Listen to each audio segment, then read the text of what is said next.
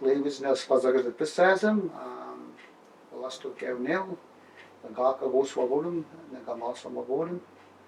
No Jayao, you'd Elevita, the Holasta book. Greetings, my holistic name is Morning Star Burning. I was given that name at a ceremony, a fasting ceremony up in Neqotkuk back in the 90s by Gwen, and it was translated by my mother Doris. And there's many responsibilities that come with that name. And I'm learning as the years and days go by what that responsibility is with that name. I'm a member of Neqotkuk, which is the homeland of the people of the beautiful and bountiful river here. And I represent the traditional Grand Council as the Grand Chief. And I was inducted back in 2016 as the hosted Grand Chief by clan mothers. And I represent the Crow clan through my mother's side and the Wolf clan through my father's side. So that is who I am.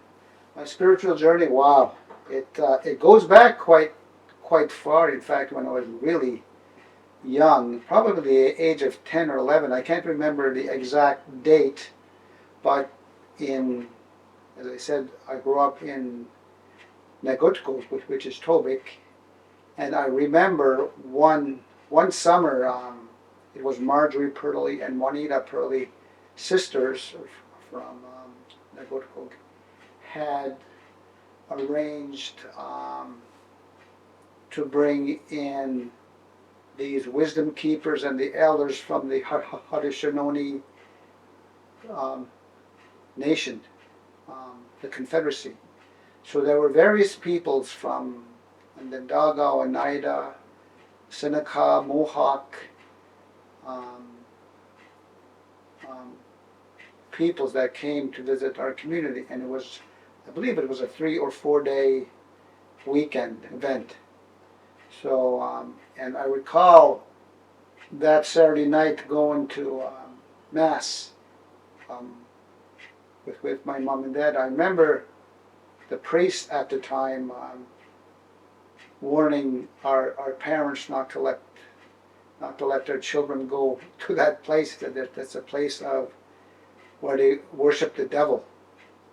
So, and being a boy of 10 or 11, 12 years old, you don't tell a boy not to go somewhere. The first thing they're going to do is go there. So, so after church, I went home with my mom and dad and hopped on the bike, and it looked like I was going to the opposite way of where the gathering was, because the gathering was right next to our home, which is the ball field there, where the old Massa school used to be.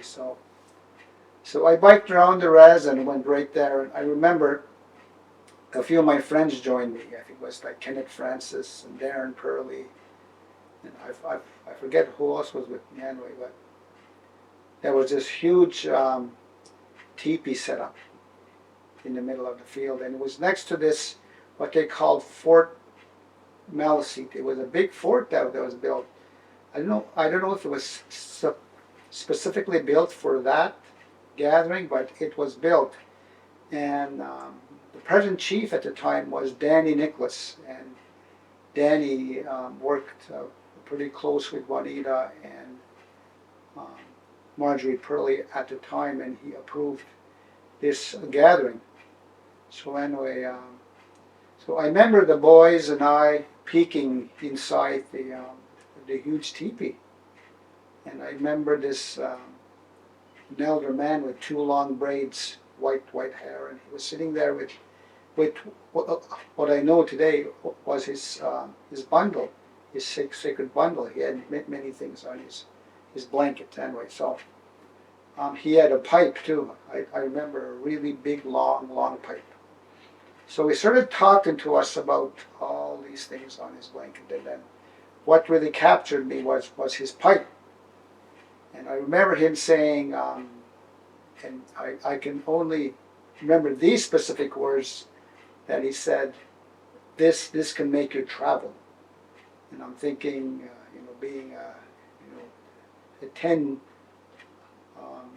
boy, that I've literally thought he was going to get on that pipe and start traveling, flying around the pipe. So he finished doing his ceremony with his pipe, and I looked at Darren Kenneth. I said, "Oh, that sucked. Christ, he never even traveled around on his pipe." So anyway, we left and we went inside Fort Maliseet, it was called. So we went inside, and they just had started a huge fire. And I remember they asked us to sit around in a circle around the fire, and I was facing the, let me see, the east. I was facing the north, because I can really specifically remember where I was sitting, because the entryway of the fort was at my back, and that was the south. So anyway, and I remember hearing the drum for the first time, that they had a great big drum. It started to, and it was resting on the ground. And I remember them singing over on the side near where the bleachers were. And I remember the earth started to shake a little, and I can feel the drum. It's the first time I felt a connection to the drum, and I remember them starting to sing songs, and it was beautiful songs that they were sharing, and the women started to dance from their various nations around the fire. And I remember after a couple songs, they asked us to come and join them dance. So I remember getting up. Well, one of the women grabbed my hand and said, "Come on, come on." So I remember dancing around with her, and I remember making a circle, and I remember Darren and Kenneth and a few others who were there, giggling at me, pointing at me, and looking like what the boys would do at that age. Yeah. So anyway, as I made the turn again around the circle, and I noticed that they were gone, I'm thinking, those thinking guys took off on me. But when I looked back at me, they were dancing back at me too. So, and I remember the feeling I had of the first, I guess, awakening or reclaiming or recognition of who I was, because before that we were, as I said, we were very Christianized and Catholicized, and we were made to go to church and day school. So we knew nothing about who we were, nothing. Even though our language was still strong in our community, we never had ceremonies or nothing. We never knew nothing about it. So, I personally want to thank those two sisters who have passed on to the spirit world, Juanita and Marjorie Purley, who really sacrificed themselves because they were ridiculed for a long time from all the members of the community, especially the church, bringing that back. So I remember we're sitting there and just loving listening to the stories that they would share, their stories and share about songs and their traditions. I was so intrigued and full of, I felt so good about myself and who I was, these old cliche Western movies, those John Wayne spaghetti westerns that they would shoot, and always showed the Indians were the bad guys. But this was the first time I felt deeply connected of who I was, and started to understand.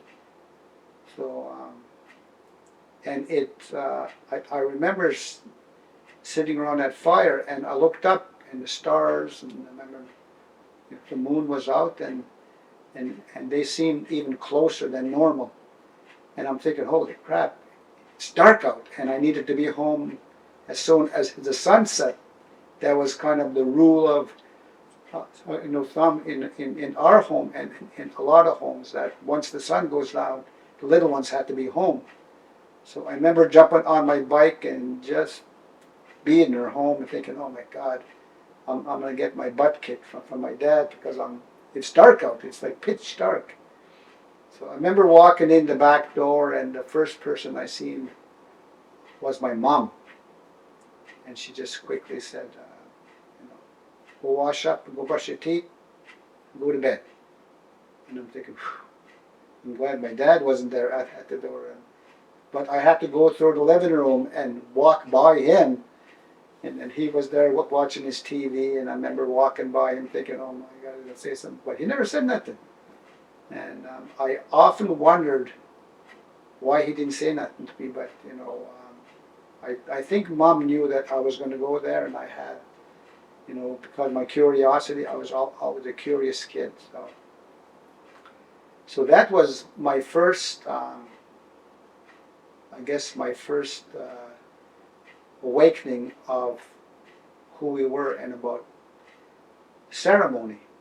And later on in life, I started to, after I moved here to Fredericton back in 1990, is when I reconnected with Gwen Bear, who's originally from Neqotkuk too, and then she asked me to be a part of this teaching of our tradition. So I sat with her a lot, and then she wanted to take us up to the mounds in Tobik, to Neqotkuk, to go fast. And then this is when I pretty much started my journey in fasting. But I want to rewind back to 1988, I think, the summer of. I was working in Neqotkuk, and I was asked to organize a summer camp for youth, and it was based around our culture, and I knew nothing about it. So again, I went to Juanita, and Marjorie had, I don't know if Marjorie had passed or not, but Juanita, I want to see her because I knew she knew a lot about our culture. So I said, Juanita, could you help me guide me through this way to organize a youth camp? So she told me certain people to contact. One was Irvin Polches from Woodstock, and various people. So I did. So there was 3 communities that came, and we went down to near Brown's Flat, just the other side of, or this side of St. John. There was a place there that we rented for camping for the youth. So anyway, so I had invited Irvin Polches, who was at the time the Grand Chief of the Worcester Grand Council around that time. So he had asked me if he can invite his buddy Kevin Sark, who was a Mi'kmaq man. I said, sure, invite him. So anyway, so they came, and then I remember this one particular day that Irvin had to leave for another function, and then Kevin stayed back, and Kevin said, I want to build a sweat lodge, and we're going to have a sweat lodge here. I said, okay. So he got a couple of the young fellows to help him build the lodge. So each time I would walk by Kevin, he would ask me, "Are you come to join us for the sweat when supper's done. I said, I don't know. So I kept on walking by him, and each time he would ask me, are you coming to the sweat? I don't know. So anyway, so supper was done, and I was walking by, and he said, Ronnie, are you coming to the sweat? I said, okay. He said, well, bring a towel and a bottle of water. I said, okay. So I went, and there was probably 6 or 7 of us who went in the sweat lot. We're like really young boys anyway, and girls. So they didn't last a whole 4 rounds, but me and a couple more people did. And then I remember at the end of the sweat lodge, Kevin said, I want you to run down to the river and jump in the river. And I remember once the door was opened up at the last round, I remember me and two people I was with, we ran down, raced down to the water. I remember jumped up inside the river, and I didn't realize then that the river was Wollostok, which I know now. And I remember coming up and looking up at the sky, and that's when I realized I had found my place back into where I'm supposed to be, learning about who I was through ceremonies, through our culture, through our language, and so on. So I felt like that I had a rebirth of and the reconnection through Wollostok, which is our river, where our name comes from and our language comes from. So this was all powerful and symbolic and spiritual to me. That's when I knew that I had to follow this way and follow this, what we call the Good Red Road. So that was my first, I guess, commitment to walking this way. So when I started to fast up to Neqotkuk, up at the mountains with Gwen, is when I got deeper into the understanding who I was. And fasting really, what it does, it really helps you to understand your place in life and what your responsibilities are. And I remember I was gifted a pipe in the 3rd year of my fast. And Gwen had told me to come see her at the 3rd night, and she would teach me how to fill the pipe and how to use it and which directions meant what and so on. So I remember in the evening of the 3rd night or the 3rd day, I went to see Gwen, and we went to sit on top of the mound, and then she showed me how to address the pipe and to dress it into, and what each direction meant. So it was pretty powerful. And she said, what I want you to do tonight is sleep with the pipe and put the stone side, which is the feminine side, on my heart, and the wooden side, which is the shaft, across my chest. So I did.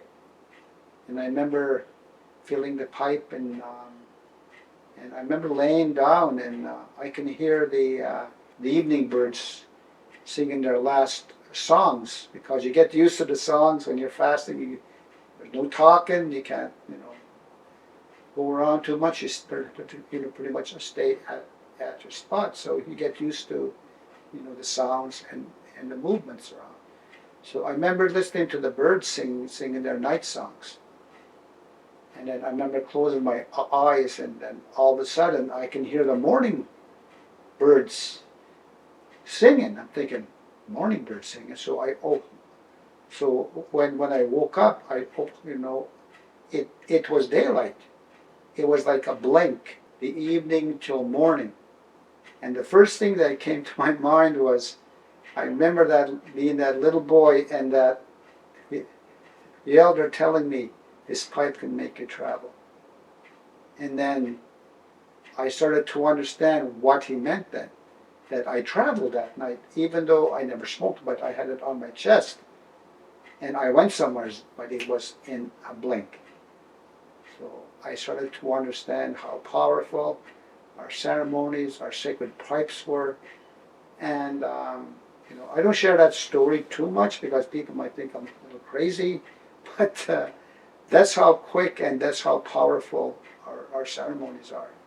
So I remember getting up and going on top of the mountain to smoke that sacred pipe for the first time. So being with Gwen and to understand, I guess, my purpose through my fasting ceremony, the understanding is that when you sacrifice your physical, which is the consumption of food and water, that when you sacrifice that, you will be fed in a spiritual way.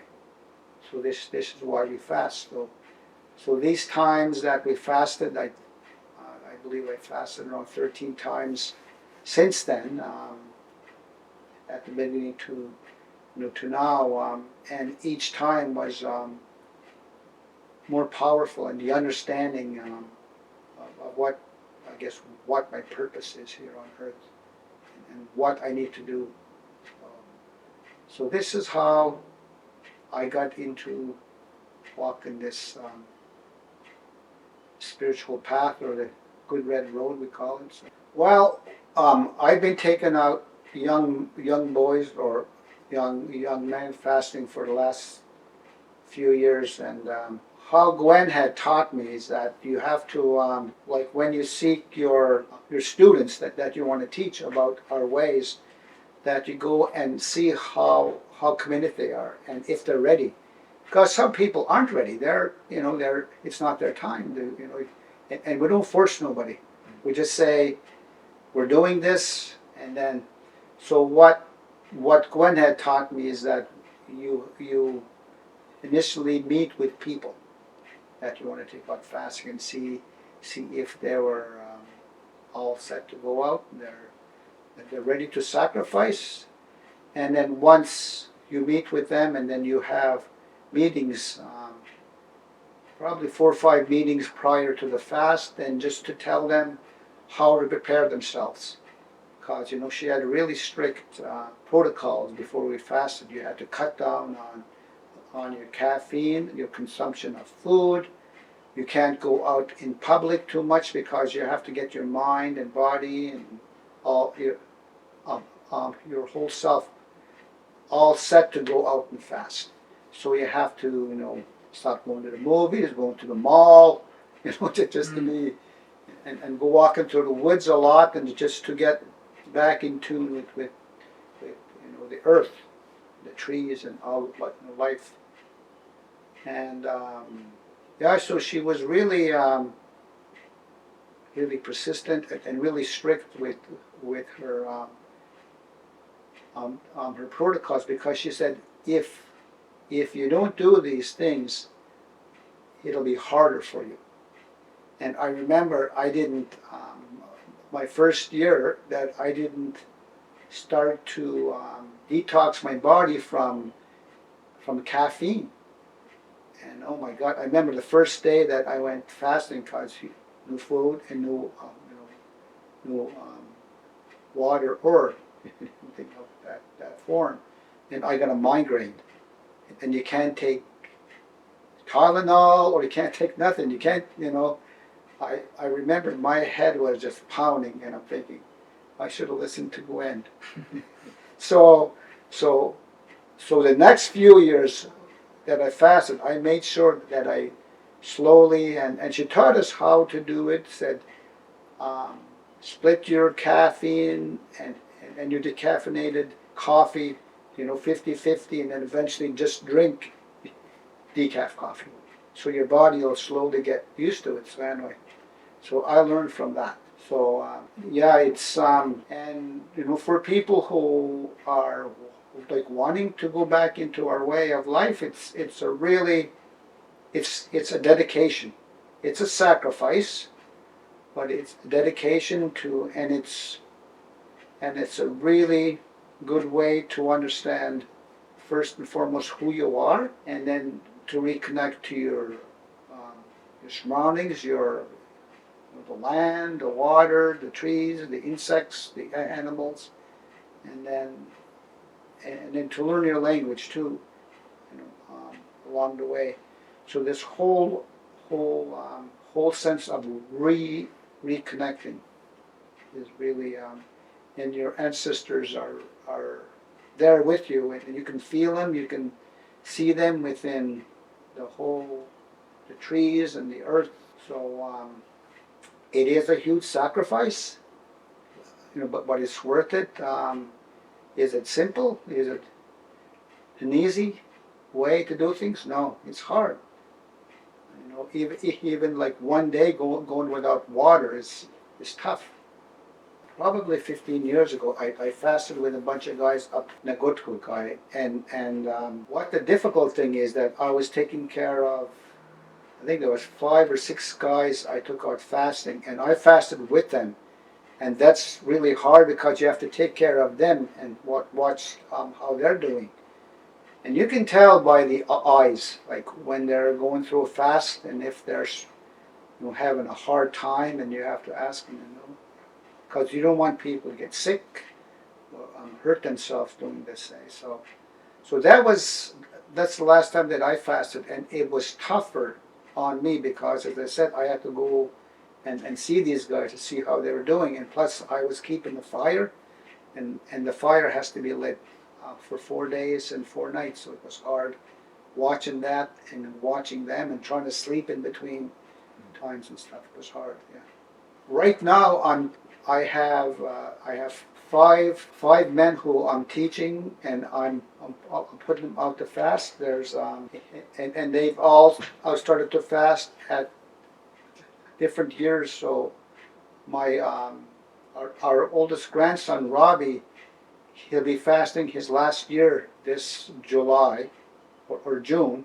So he'll be on his 4th year, and I have 4 more or 2 more guys that will be fasting their 3 years, and then 2 guys their 2 years. Okay. So once Robbie's done this year, then he's done fasting for a while. Then, but he's the youngest of them all, so I still have to teach him, quite a bit of things for him to have the right to put out people fasting. He's 20 or 21. So, but the other guys who I put out are a little bit more seasoned. There's one guy in his 50s, and the other 2 guys in their 50s. So they'll be ready to help, to assist the guys out fasting probably another 2-3 years. So, and I will, watch them and still teach them. So once they're ready, because my teachers, Gwen and Harry Laporte, both had taught me about fasting, about sweat lodges, pipe ceremonies, and stuff like that. So when they knew that I was ready to teach, they just simply told me, "You're all ready to go. You can teach more people about this." So, yeah. Geez, I was 33, so I was like late in my life, and because it's as I said, we were brought up Catholic and very, very strict, so I didn't know nothing about this until like later on in life. So now the guys that I want to focus on are the younger men, even younger, as in like 12 and 13, and start them with teaching them about who we are and through ceremonies and stuff. So these men that I work with, we're going to extend our teachings to the younger ones, and then in fact this spring we're going to host a Wabanaki men's gathering, and we're going to start to talk about how we're going to start to reach out to the younger men, boys, to get them ready to go fasting, so we can pass on our teachings to them. What I was told is the age of puberty, like as soon as the young boy's voice starts to change, that's when you start to teach them and take them out. And what Gwen had taught me is you take them out the first year for 1 day, second year 2 days, third year 3 days, fourth year four 4 days. So, build their whole spiritual understanding and physicalness to do that stuff. Because it's tough. It's tough with the fast, and as I said, it's a really huge commitment. So.